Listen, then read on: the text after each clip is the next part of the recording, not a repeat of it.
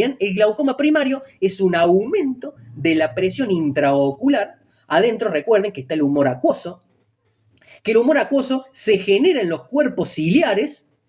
Eso es como, vamos a decir, para que lo entienda doña Rosa, el agua que se genera, el humor acuoso tiene características similares al agua. No es agua, pero pongámosles como para que se entienda, es el agua que produce el ojo, que de la cámara posterior a través de la pupila pasa a la cámara anterior, y en la cámara anterior, entre el iris y la córnea, hay un ángulo que cuando ese ángulo cambia, sin ángulo cerrado o abierto, hace que quizás si el ángulo es muy cerrado, el drenaje del exceso de la producción de humor acuoso, porque permanentemente se está produciendo humor acuoso, se empieza a drenar por ahí, entonces las presiones están equilibradas.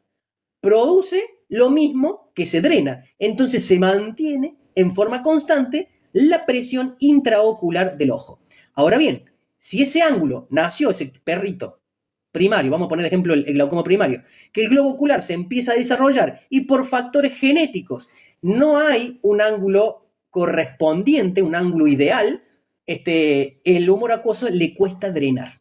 Pero los cilios, los cuerpos ciliares, siguen produciendo humor acuoso como normalmente lo debería de hacer. Entonces se empieza a producir más de lo que llega a drenarse. Eso se traduce con el tiempo en que empieza a producir más de lo que se drena.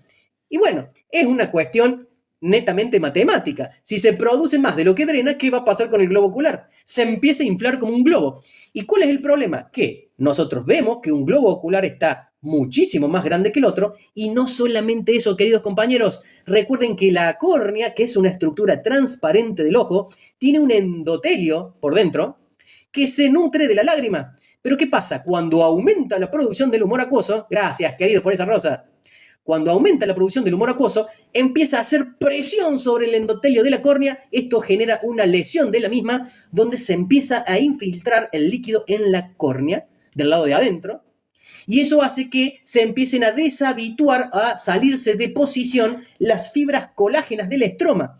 Recuerden que la característica principal de la córnea es su transparencia. ¿Y cómo logra su transparencia? Porque las fibras del estroma, que es la capa más gruesa, y la del medio de la córnea, porque la córnea tiene varias capas, recuerden, la del medio es el estroma, y para que le dé la característica de transparencia, las fibras colágenas están dispuestas en forma laminar. Todas las fibras colágenas parece que se pusieron de acuerdo. Están todas bien ahí, bien pegaditas unas al lado de la otra, en perfecta posición. ¿Qué pasa? Si están en perfecta posición donde las fibras colágenas están chochas, porque eso...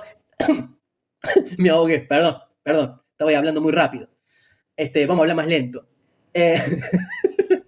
Entonces las fibras colágenas que están puestas en forma paralela, bien ubicadas unas de otras, cuando aumenta la presión del humor acuoso, empieza a lesionar el endotelio, y el endotelio se empieza a abrir a espacio y dice, bueno, si tanto que me empujás, dice el endotelio, pasa nomás, yo te dejo, no pongo más resistencia, y se empieza a infiltrar agua en el estroma. Y cuando se empieza a infiltrar agua en el estroma, empieza a desituar las fibras colágenas del estroma de la córnea. Entonces quedan así quedan, así, todas desordenadas, porque hay agua que empieza a meterse en el medio de esas células, de esas fibras. Al producirse una desituación de las fibras, quedan así, pierde la característica de transparencia y empieza a ponerse opaca, blanquecina. Si ustedes ven, es lo que sucede en el ojo de este perrito.